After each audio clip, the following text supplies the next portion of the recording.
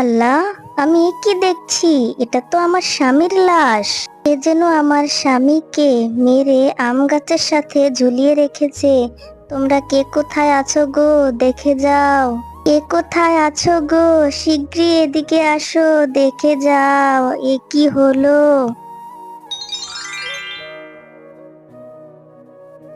সবজি নিবে গো, সবজি, মজার মজার টাটকা টাটকা সবজি। বেগুন আছে, আলু আছে, আরো আছে পটল। শীতকালীন সবজি নিবে গো। আরো আছে ফুলকপি, সেটা তো আরো মজার সবজি। শীতকালীন সবজি, সবজি আছে সবজি। সবজি নিবে গে, সবজি আছে আমার টাটকা টাটকা সবজি।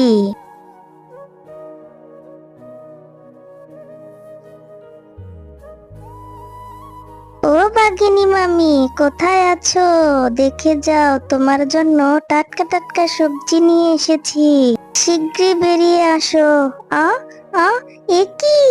এখানে তো দেখছি একটা লাশ ঝুলে আছে। ও বাঘিনী মামি, দেখে যাও, দেখে যাও এ কি কাণ্ড। দেখে যাও, তোমার আম গাছের সাথে কে যেন লাশ ঝুলিয়ে রেখে গেছে। শিগগিরই এসো, দেখে যাও। আরে, এখানে এই লাশটা কি করে এলো? আর আমার আম গাছের সাথে কে এই লাশটা বেঁধে রেখে গেল? হ্যাঁ গো গিন্নি, আমিও তো সেটাই ভাবছি। কে আমাদের আম গাছের সাথে এই লাশটা রেখে গেল? এই লাশটা তো কয়েকদিন আগে গোরস্থানে কবর দেওয়া হয়েছিল।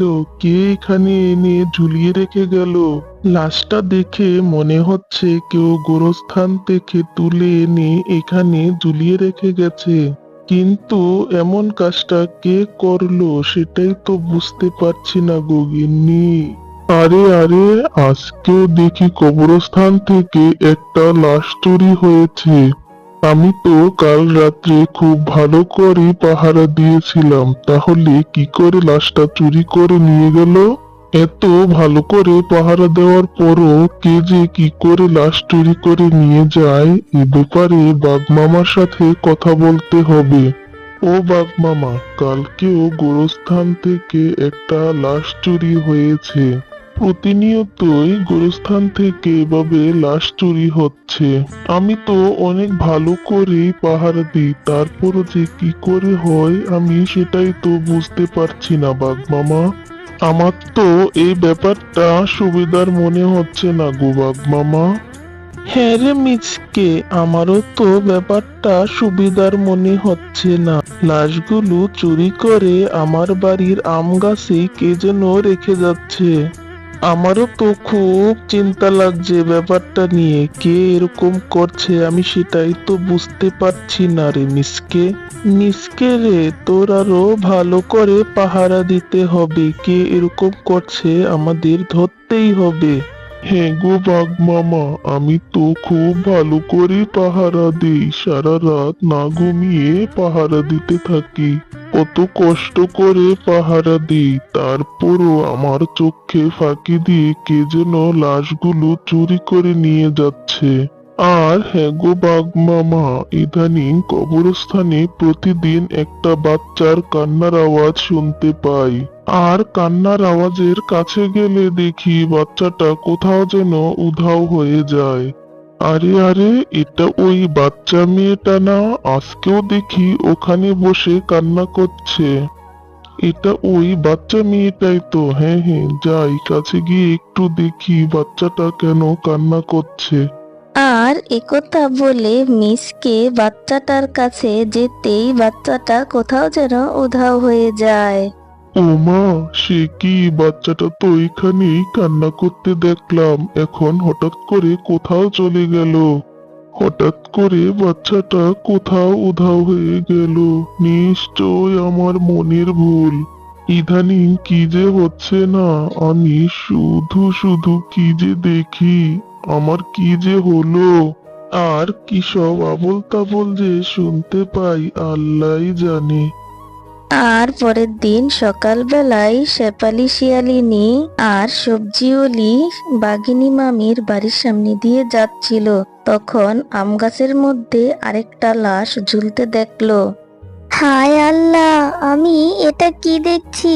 এটা তো আমার স্বামীর লাশ।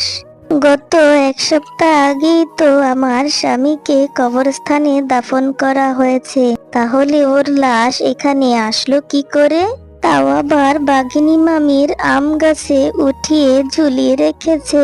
তোমরা কে কোথায় আছো দেখে যাও। আর তখনই ওখানে গোবরস্থানের পাহারাদার এসে হাজির হলো। ও বাঘ মামা, আজকেও গোরস্থান থেকে একটা লাশ চুরি হয়েছে। আমি সারা রাত না ঘুমিয়ে গোরস্থান পাহারা দিই, তারপরও আমার চোখকে ফাঁকি দিয়ে কে যেন একটা লাশ চুরি করে নিয়ে গেছে। আর হ্যাঁ, লাশগুলো গোরস্থান থেকে চুরি করে এনে আপনার আম গাছের সাথে ঝুলিয়ে রেখে যায়। ব্যাপারটা ঠিক বুঝলাম না আমি, কেন এরকমটা হয়েছে। হয়েছে হয়েছে, আমার খুব ভালো করেই বোঝা হয়ে গেছে যে তুই কেমন পাহারা দিস। তুই যদি সারা রাত না ঘুমিয়ে পাহারা দিতি তাহলে লাশগুলি কখনোই চুরি হতো না। এখন তো দেখি তোর উপরে কোনো ভরসা করা যাচ্ছে না। এবার থেকে আমি নিজে গিয়ে গোরস্থানে পাহারা দিব। আজকে রাত্রে আমি নিজেই যাব গোরস্থান পাহারা দিতে। আর সেই দিন বাঘমামা মিসকের সাথে গোরস্থান পাহারা দিতে চলে গেল। আর বাঘমামা আর মিসকে যখন গোরস্থান পাহারা দিচ্ছিল তখন একজন বৃদ্ধা মহিলা এসে হাজির হলো। বাবারা, আমাকে একটু সাহায্য করো। আমি অনেক বিপদে পড়ে তোমাদের কাছে এসেছি। আমার নাতনিটা যে অনেক অসুস্থ, ওকে ডাক্তারের কাছে নিয়ে যেতে হবে। আমার সাথে আসো, ওকে একটু হাসপাতালে নিয়ে যেতে হবে, না হলে যে ও মারা যাবে। আচ্ছা বুড়িমা, তুমি কোনো চিন্তা করো না, আমরা তোমার নাতনিকে হাসপাতালে নিয়ে যাব। চলুন আপনার সাথে আপনার বাড়িতে যাই। আরে বাঘ মামা, হঠাৎ করে বুড়িমাটা কোথায় গায়েব হয়ে গেল? কি হচ্ছে এসব আমাদের সাথে কয়েকদিন ধরে? ও বুড়িমা, তুমি আমাদেরকে মিথ্যে কথা বলে আমাদের চোখকে ফাঁকি দিয়ে এসে এখানে লাশ চুরি করছো? আর তাইলে তুমি এতদিন ধরে এই গোরস্থান থেকে লাশ চুরি করে নিয়ে যেতে, আর লাশগুলো নিয়ে তুমি এই বাঘমামার আম গাছের সাথে ঝুলিয়ে রাখতে, তাই তো? ঠিক ধরেছি তোমাকে, আজকে তোমার রক্ষে নেই। হ্যাঁ হ্যাঁ হ্যাঁ, আমি প্রতিশোধ নেব। আমি প্রতিশোধের আগুনে জ্বলছি, আমি প্রতিশোধ নেব। আমি কাউকে ছাড়বো না, সবাইকে মেরে ফেলবো। আমি প্রতিশোধ নেব। তোরা জানতে চাস আমি এমনটা কেন করেছি? তাহলে শোন, বছর খানেক আগে। এই ছোট লোকের বাচ্চা, এই তোর কত বড় সাহস! তুই আমার আম গাছ থেকে আম চুরি করে খাচ্ছিস, আর তো তোর কোনো রক্ষে নেই। দাঁড়া। ও বাঘিনী কাকি, আমাকে ছেড়ে দাও, আর মেরো না। আমাকে আর মেরো না, আমার যে খুব লাগছে। আমাকে ছেড়ে দাও আমাকে বাঘিনী কাকি, আমি আর কখনো তোমার আম পেড়ে খাবো না, ছেড়ে দাও। এরপর বাঘিনী বাচ্চাটাকে নির্মমভাবে পিটিয়ে ওখানেই মেরে ফেলে। আরে, বাচ্চাটা তো মরেই গেল। আচ্ছা, যাই হোক, বাচ্চাটা তো মরেই গেছে।